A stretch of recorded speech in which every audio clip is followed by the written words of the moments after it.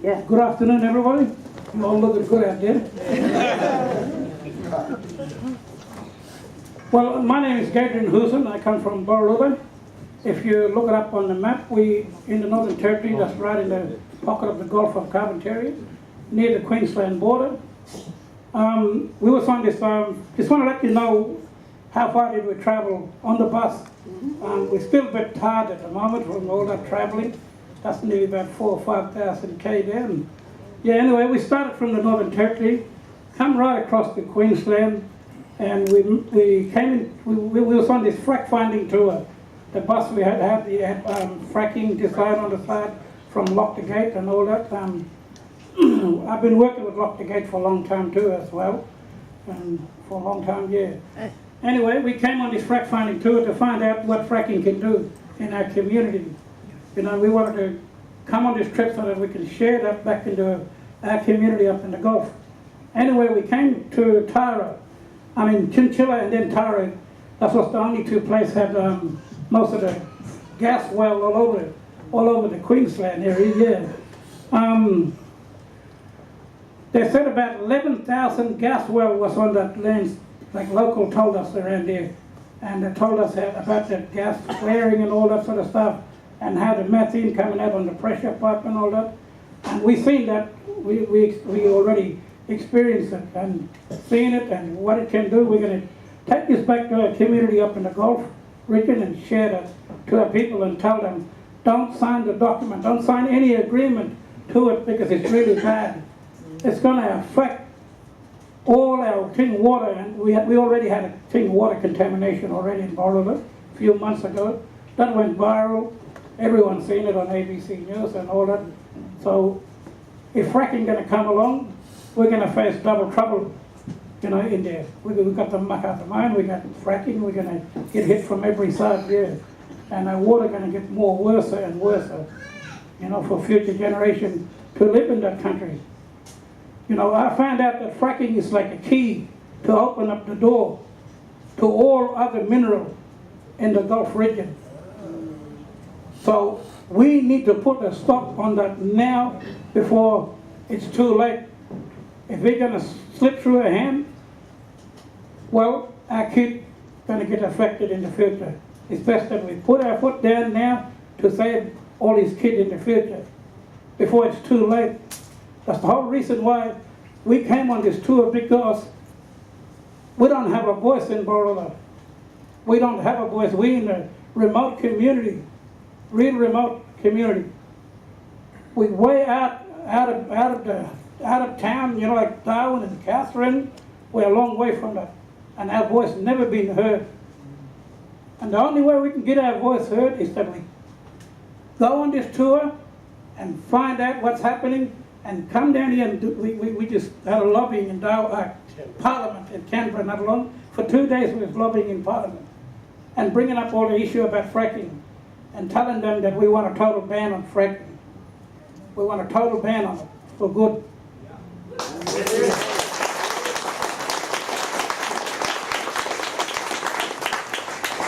You know, we have stories on our land, you know, very important stories. You know, we have dreaming sites and sacred sites.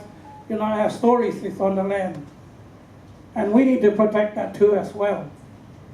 Because if you have a book in front of you, and if you rip a page off that book, you got no story. But you can replace that book. But you can't replace what's on our land.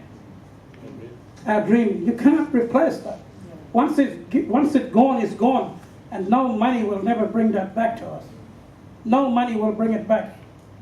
That's why we're here to stand up and put our foot down for it, to make sure that we protect it and protect it for future generations. All future generations. Doesn't matter what color we are, what race we come from. But we all got to live in this country, and we got to protect our water for future generations. Thank you.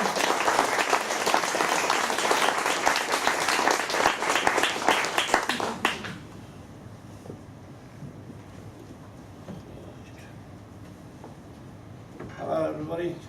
Hi.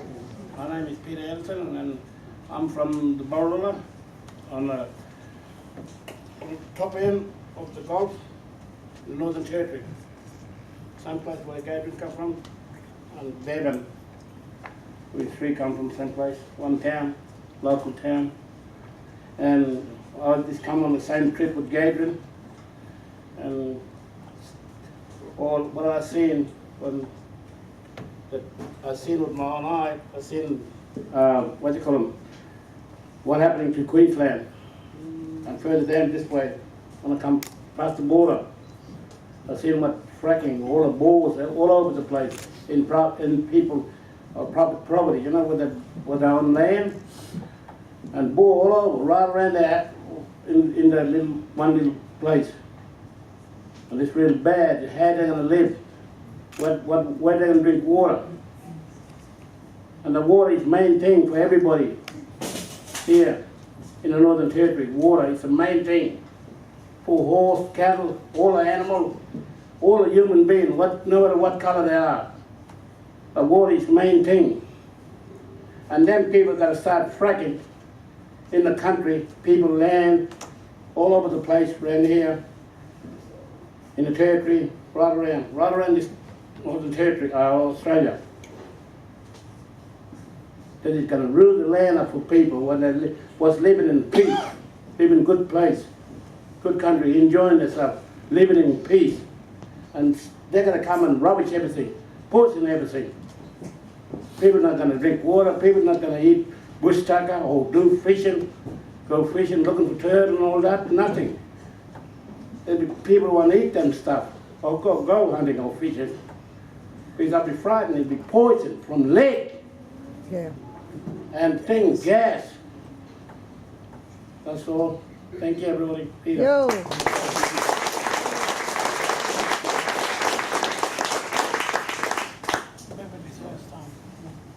Hello everyone, my name is Bevan O'Keefe, and it's my first time down here and talking right now.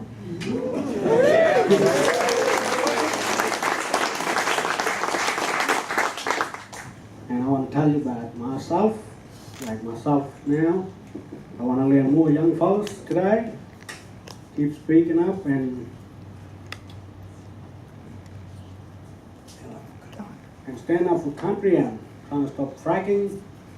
And like if them fellas go on in the gathering mob and the old fella, you won't have no one there to speak for him. And I'll be standing up there behind. And yeah, thank you.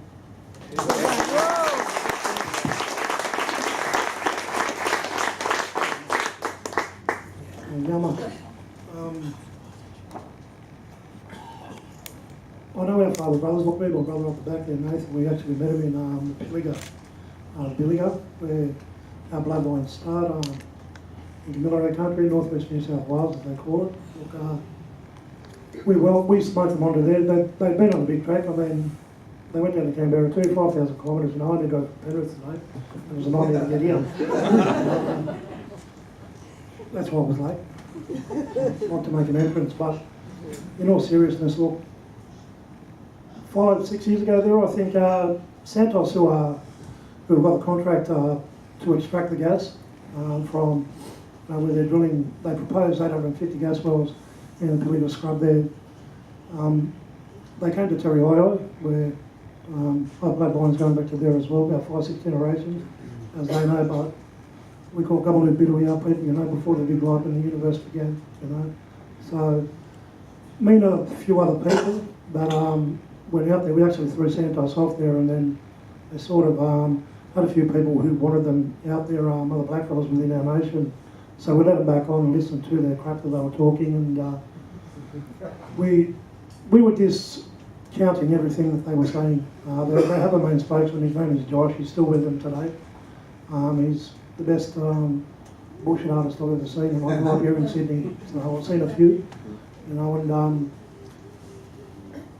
from that point, the mayor of Moree, Katrina Humphries, actually said that we didn't want anything in the Moree Shire. So they actually changed their plans and went down to Narrabri, and that's where they're proposing to go to the Moomba to Sydney now. To join up with that, that's 400 kilometres south of where they are in the Pilliga now. That's going through many countries. There will be a flow-on effect from it. Around the world, everybody knows how bad fracking is, but The government and Santos don't. They are trying to push ahead. There was a movement probably about 6 years ago, built with that, you know what I mean, through black fellas and white fellas coming together, you know what I mean, and sort of standing on the front line to, you know, I mean, there are different ways that it's going to affect. I mean, for us, that has replenished our spirit for thousands of years. The Great Artesian Basin, where they're going to drill into. The farmers need it for their cattle and livestock and their farming, so we all have different outcomes as to what we want the water there for, you know what I mean, but we want the same thing, we want clean water, you know, so that's the main reason why everybody came together. I mean, with the Adani built, you know, going into there as well, that's on the most northern part, you know, up there in that country. You know, the Great Artesian Basin goes up there as well as my brothers over here on the left.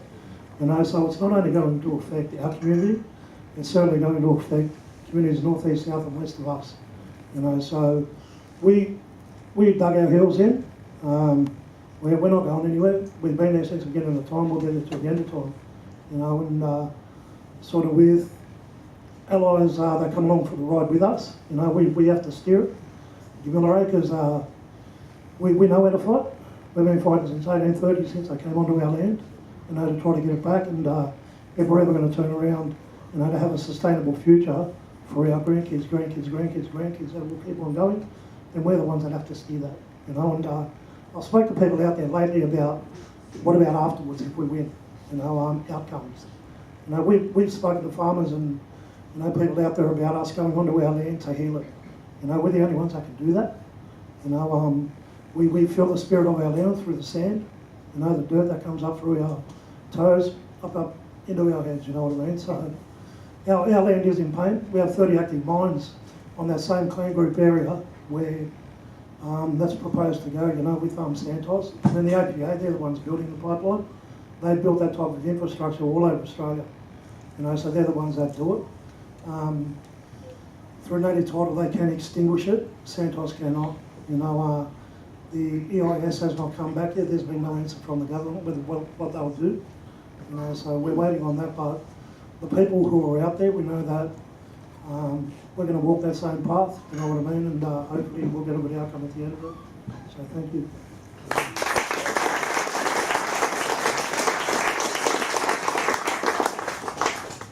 Hi everyone, I'm Glenn from 350.org. It's good to be the token white fella up here. I'd like to acknowledge the country that I'm standing on or sitting on here. This country's never been ceded. I'd also like to thank Styx for inviting me to come along. And acknowledge the unbelievable travel these guys have done. That's hardcore. I suppose I wanted to quickly talk about the fight that's currently happening and is required to win. For over quite a few years, I've had the great privilege of working on some of these issues, particularly with some extraordinary Indigenous campaigners. I had the joy of working on the James Price Point Walmadan gas hub proposal up near Broome. In 2011, this massive development, probably the most expensive development humankind had ever seen, was proposed, supported by the WA government, championed by the WA government, and in fact they were identified as the proponent so that the poor little companies involved didn't face additional regulatory burdens. Those poor little companies were Woodside, BP, Shell, Chevron and BHP. You wouldn't want to have them exposed to any additional regulatory burden. The Australian government was strongly behind it, with the Federal Resources Minister, Martin Ferguson, making very clear how much he thought this was a great benefit to humanity, especially the local community. And it was a complex and difficult discussion because the Kimberley Land Council was supportive of the development. Kimberley Land Council had been put into an appalling position, and I certainly make no judgment about the position they took, but there was a very large percentage of the Indigenous community who opposed the development. And it's on Tuesday night, Sabine and others and I got the privilege of seeing an early version of a movie about the Indigenous community in the Kimberley and resources fights called Undermined. Have a look at it, it's coming out soon. And it talks about the fundamental power balance equation that puts our Indigenous family so far behind in these discussions. However, as we were watching that movie the other night, we got through the announcement that the WA government had just allowed fracking in Western Australia after having put a moratorium. Sound familiar? ALP government gets voted in, moratorium on fracking. Oh gosh, we'll do some sort of assessment, comes out, and surprise, surprise, they support fracking. But one of the things that was very noticeable about that announcement was what wasn't allowed for fracking.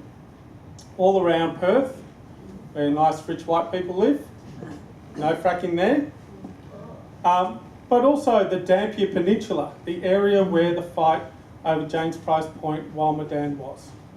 The fight where the Galarabaloo, the Jabba Jabba, the Yaru and all of those mobs, all of the Indigenous people who'd been removed from their land and didn't have the traditional ties, all of those mobs who stood up and fought for years and years and won against the federal government, the state government and 5 of the biggest companies on earth. And now they have a little exclusion zone on fracking.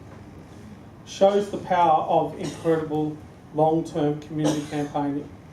And one of the things you raised, which I think is incredibly important, is the role we play in supporting that fight. Those fights are tough. Broome was tough, but Broome's a lot easier than where these fellas come from. Yeah, Broome's a tourist town, there's money there, it's got options. It's much harder there. I went to the MacArthur River mine 15, 16 years ago. That country's a long way from anywhere.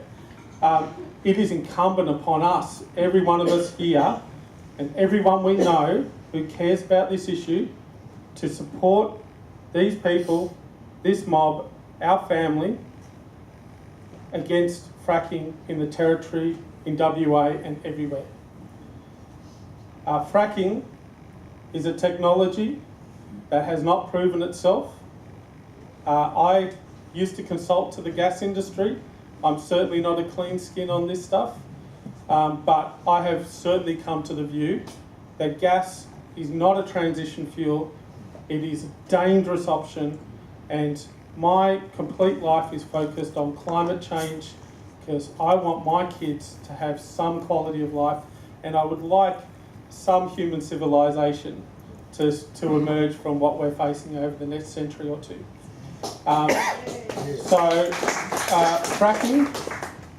Fracking must not happen. It must be a mantra. Every politician, every business person, usually businessmen, every decision maker needs to get up in the morning and be harassed, needs to go sleep at night harassed, needs to sleep and dream about being harassed. Their lives must be hell, and every argument in favour of a different path must be pushed hard. The reality today, right now, is that there is absolutely no need for these projects. There's no economic argument, let alone a social argument, let alone an environmental argument, let alone a climate argument. It is not required. They want to get gas out of the Northern Territory, probably to feed the big stupid LNG plants they built on Curtis Island off Gladstone, which should never have been built, which were a stupid idea, which were a white elephant before they were finished. That is just a bunch of rich blokes wanting to make sure that they get away with being able to buy their next bloody yacht. Yeah, it's got nothing to do with what is actually best for this country. It is a sham. And unfortunately, for me, I get to live in Sydney, I'm pretty comfortable, it'll all be all right for me, other than the planet cooking. But for these people, it is in their backyards, and if you've ever seen fields of fracking wells, let me assure you, you will not want to be living there. There's a reason why in this city, the state government has taken away fracking from anywhere near any large-scale population in this state and just left it with you, Bob. It's because no one would want to live anywhere near it. So I really thank everyone for coming tonight. I hope that you take part in this important activism. Michael Gunner, the Chief Minister of the Northern Territory, needs to feel the heat every day. Every day. And that includes getting off our backsides when needed, up into that country, supporting these people, being there with them. At James Price Point, we were there on the blockade that was led by the local Indigenous community, and we won. And it required all of us. Thank you.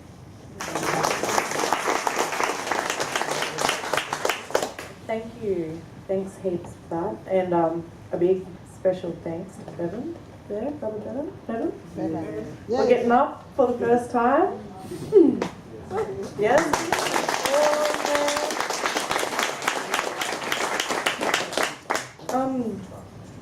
I just thought as well we would invite another speaker up, Naomi, from Lock the Gate. That might be able to give us some more insights to what's going on. You've worked on the ground previously. Would you like to have a yarn with us and share with us what you've been working on or worked on? Sure, no worries. Thanks so much, Amethyst. Thanks everyone. I'd like to acknowledge I'm on Gadigal Country Youth tonight with all you amazing activists and many amazing activists out there in the crowd I can see.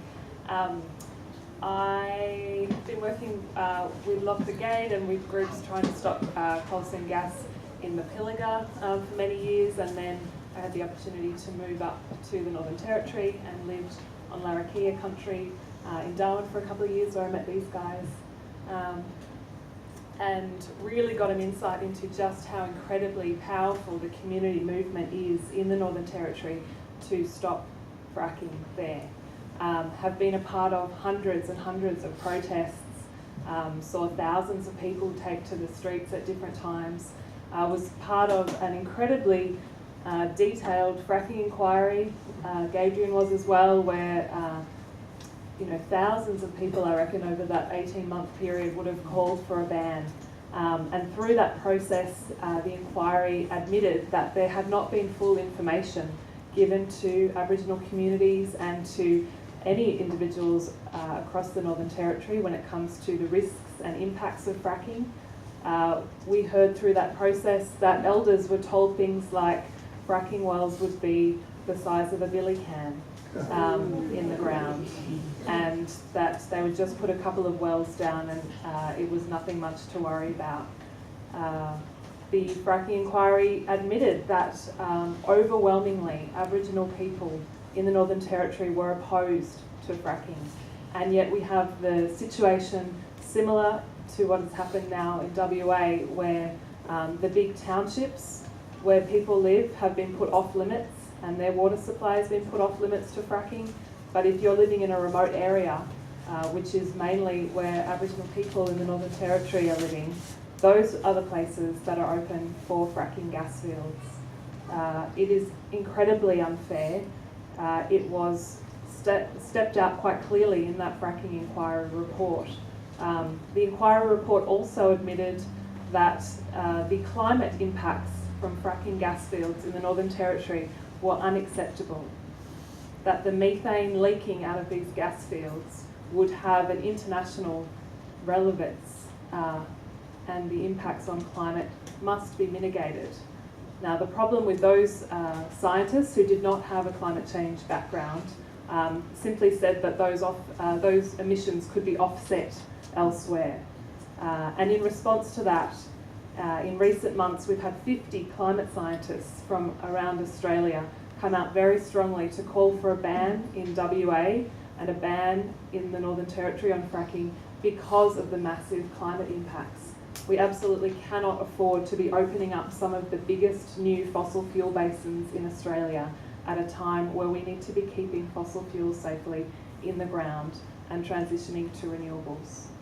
The other problem with fracking gas is that it moves investment and money and the companies and the government support away from renewables and to another dirty fuel that they will lock in and invest in for now, another 3 decades of polluting infrastructure. Unfortunately, just last week or the week before, when the federal Labor government, who are now in opposition but are hopeful to win government next year for them, even Bill Shorten made an announcement that their energy policy included government investment in new gas pipelines across the Northern Territory and WA. They are moving in the wrong direction.